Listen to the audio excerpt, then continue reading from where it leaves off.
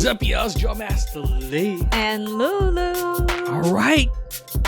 We're back with another revelation. I think this is what's going to make these podcasts really interesting. We got to share a little bit about ourselves, things that we don't normally talk about, with things we haven't revealed, because people like drama.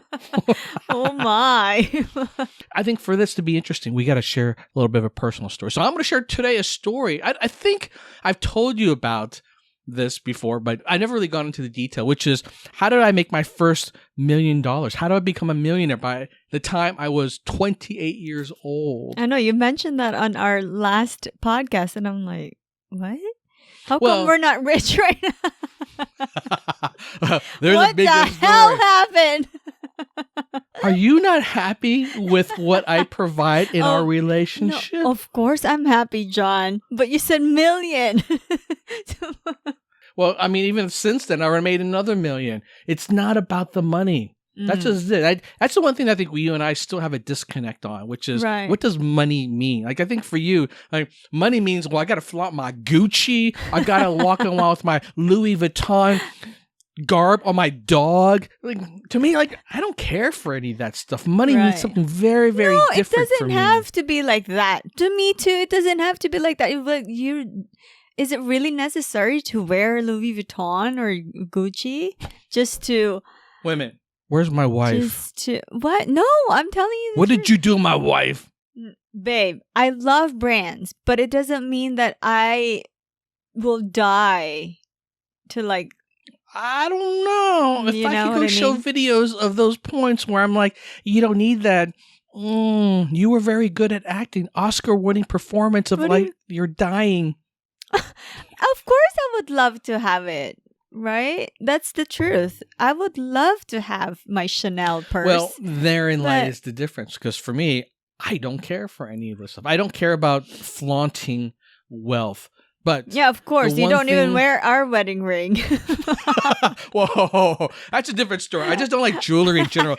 You all are lucky to even be able to see me break out one of my nice watches because I never wear jewelry. Exactly. But I figure it's about time to look good for a podcast. Who actually sits around for a podcast and watches it? I don't know. But yeah, hey, look, that's a whole nother story in terms of like what I think about money. Today, I'm just going to share with you all how I made that first $1 million. In my last video, which is really interesting, you should go watch it.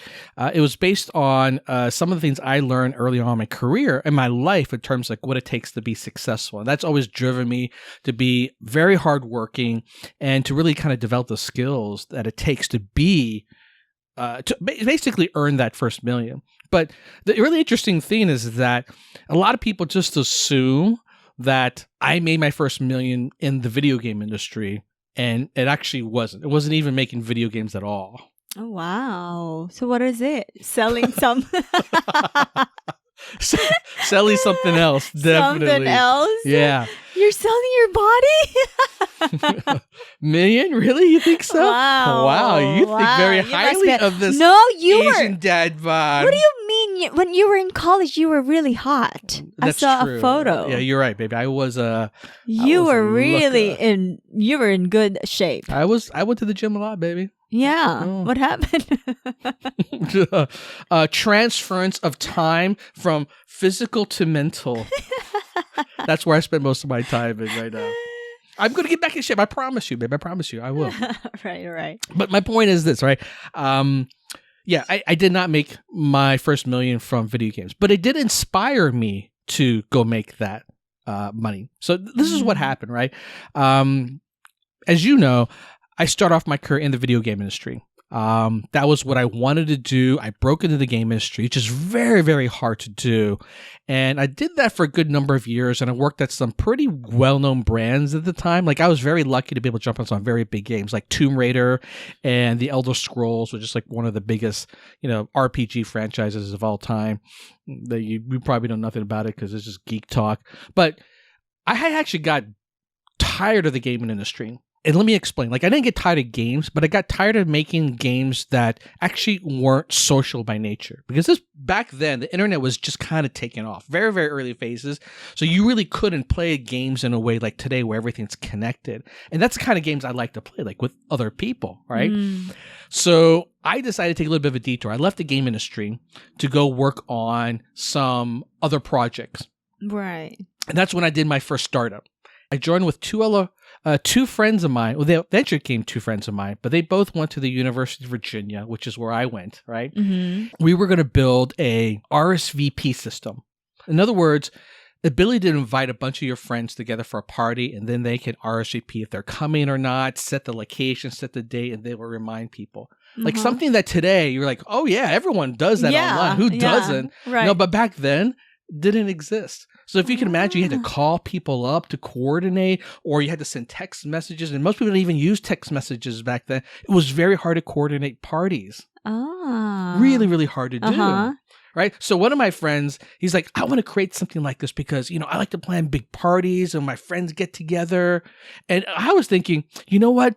I plan these game nights where people come over to play video games, and it's so hard to do. So I need a tool that allows me to get people to come out to my game nights. And so that's why I said, I'm going to do this. My game nights back then, baby, they were epic. Really? I would turn my apartment into a arcade. I would literally have several TVs, several consoles, and like Dan 10's Revolution in one corner, a Street Fighter tournament in another corner. It was not just geeks that came out, right? It was guys and girls. It's just a surprise. That's how you... That's how I get my girls, right? I got my guys and my girls. It was so epic, but it was a nightmare to plan. So I said, I want to create this tool that makes that easy. So that was my inspiration. I wanted to solve a problem that for me felt very real, but I could see the potential of something like this to become like, yeah, this could be a big thing. Right. Then... John. Well, then I quit my job, which was a big deal because in that other job that I had, I was just promoted to vice president. Like, it's unheard of for someone who was like 20 years old to be promoted to vice president at it was like a digital media agency. But I'm like, no, I believe in this. So I quit my job, got paid nothing. Well, you always have that. Right? That's true. I've always had this, perhaps you call it lack of fear or of risk when it comes to doing things crazy. Like for me, it was never about, I need to build up my career a certain way. It was, if this is interesting, life's too short to not go for it. Right. But it did take a little while for me to even build up that kind of, I don't know, tolerance or acceptance that, you know what, even if this fails, I can always bounce back and get back into another job. Although breaking back into the game industry is always very, very hard. But yeah, I was I'm going for it. And I joined on board as I created a title for myself. It was so crazy. It was like vice president, or what is that? Like head of vice president, senior vice president, or president of creative development. Like it didn't make sense whatsoever. But that was the fun part of being, your own owning startup, your own, owning. You just come up with whatever the shit you want. But my responsibility was basically to design this online tool, this website that made it really fun to RSVP. So for me, it was not just like coming up with a tool, because coming from the game industry, like how do you make something fun, right? Because I just had to convince people, like if they come into my game night, they can see like, oh, here's the games that are having there. What are the images that you show? How to make color fonts a certain color, like things that from back then like didn't exist. Right. It was just like basic text for everything. Wow. So I created these designs, learned how to use Photoshop, a skill that I've learned to this day, learned how to code in HTML and also Cold Fusion, hired developers, and yeah, we built this thing. Wow. And it took off. Wow. Yeah. But it was a brilliant idea, though, I tell you. Yeah.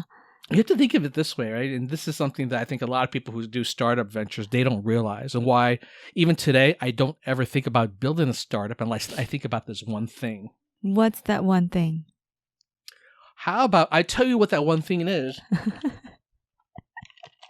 After I pretend plug a fake sponsor. What the? Coca-Cola. Why is a fake sponsor? Because they're not really sponsoring us. But I want to be able to demonstrate that I have the ability to market goods. So Coca-Cola, you want to sponsor us?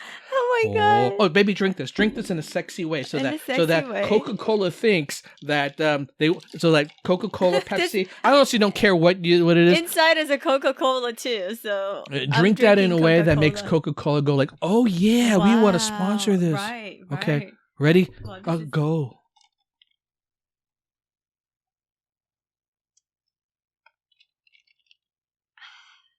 Has to be louder, baby. Into the microphone. Wait.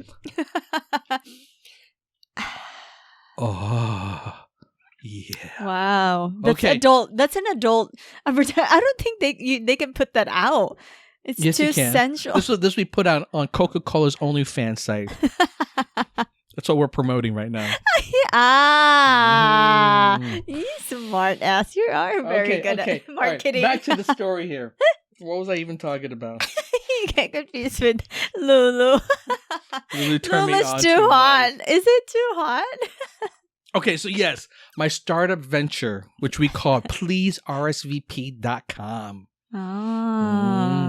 Which was actually a very stupid name. Why would you say please?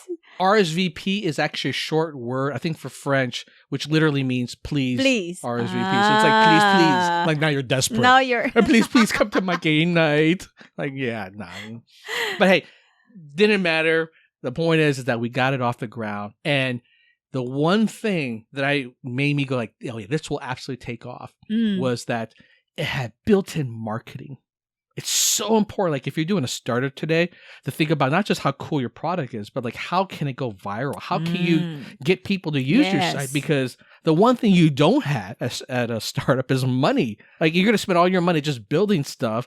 Then to market it, that's expensive. Like literally, marketing money is literally half your budget for everything. People don't realize that. But you think about this product, right? I would literally create an invite and I'll invite 20 of my friends. 30 of my friends. I'll make it sound better. I have a lot of friends. I invite 50 of my friends and boom, instantly they're in our database. So now they all agreed to get my email. So somebody just invited 50 people to use my product. Now, of those 50 people, one of them I guarantee is going to come back and go like, oh yeah, I want to use it too if the experience was good. And that's how we grew. We grew virally. I would invite 50 friends and one of them eventually will have a birthday party or a girls' night out or let's go do a strip club or game night again. That's true. And boom, it grew like that. Wow. Yeah. It was so effective. I tell you, it was brilliant. So you guys were the first people who created that kind of No. No. Well, so it's an interesting story, right? We weren't the very first. What ended up happening, which I think actually would be a very good movie, be a very good drama. What is this, like a Facebook story? Why are you saying it in a way as if like my story sucks compared to the Facebook story? No, it's not. It's good drama. Let me tell you the drama. Yes, good drama. Right? It's just right? So everyone that formed my company, Please RSV, came from the University of Virginia. Yeah. But there was a competitor out there, two of them, that was, I think, viable competitors as well when I think about it. One was a group of people up in Boston, and these are all a bunch of people that went to Harvard. And they all decided to form a startup. I forget the name of that startup now because it was a long time ago.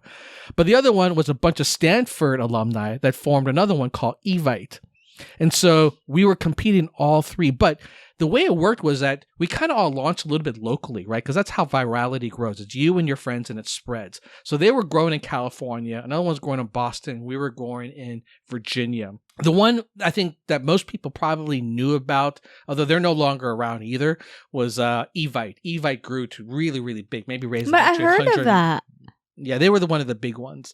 Right. Although, here's the reality. I'll tell you that story about Evite in the end, but not every story has a happy ending, even if you're number one. So these competitors, they were well capitalized. They raised money and they grew fast. But what we were known for, and I always felt very proud of this, was we were the innovators. We come up with the coolest ideas with the interface. Like all my ideas in terms of design and the product were key differentiators. We would come up with very cool things in terms of like how you guys make it fun. We made it fun, yeah, because that was my background. I didn't want to just create a functional tool. I want to create something that was fun. Again, because of my game nights. But I have to admit, like even though being known as innovator kind of sucked, it taught me one of my first lessons, which is that if you innovate in a space and your competitors have more money and have bigger staff, they can literally just copy stuff in a week. So there's this whole concept in the startup world of innovators versus imitators. So even though we would innovate, there's a lot of imitators out there. Exactly. Everyone suddenly turned into a Chinese, shop where they would just copy stuff, and it would be like a fake version. Ours was always better, but it didn't matter, right? So if you want to be first, you have to be able to constantly innovate. You can't just rely on your last innovation. Constantly innovate. Yeah, but you know what? Ultimately, I really didn't care because to me, I saw growth, and that was, I think, most interesting. We didn't raise any money. We were able to grow virally, and which was really important because I put my own money into it as well, right?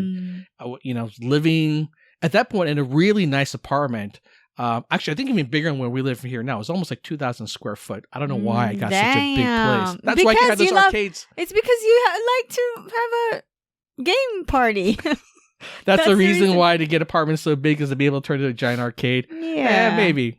So we're doing real good. And eventually came to a point where we're like, well, if we really want to beat these guys, we should think about raising money.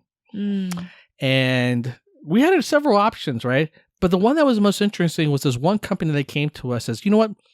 Rather than just give you money, we want to buy your company outright. And what we will do is we will connect you to our database of over 50 million users. And so imagine being able to suddenly put in 50 million users into your platform. You would just be huge. You would dominate. So we said, okay, let's go for it. So we basically went to acquisition talks and we sold my first startup venture. Oh, yeah. How much?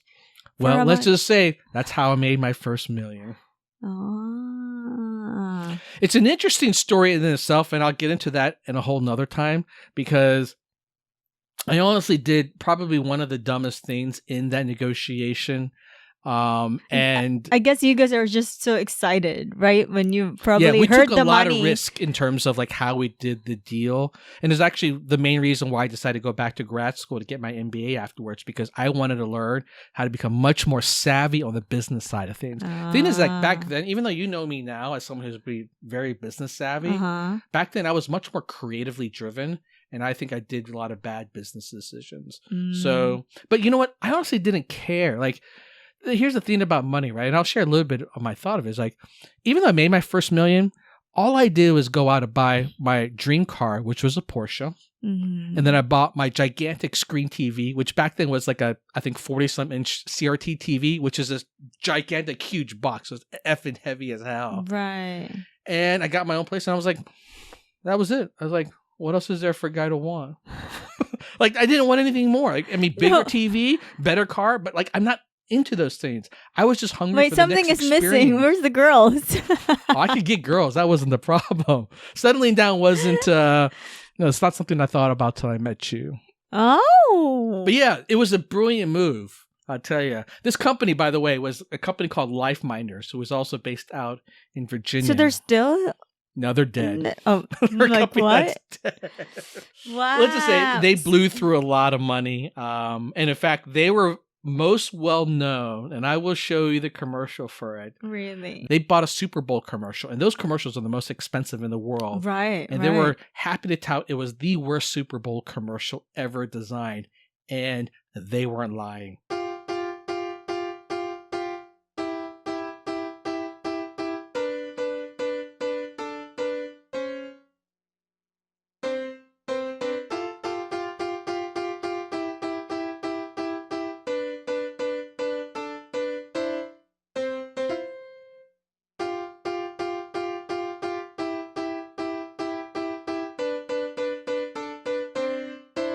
There was such a bad commercial that people were like, what the F was that?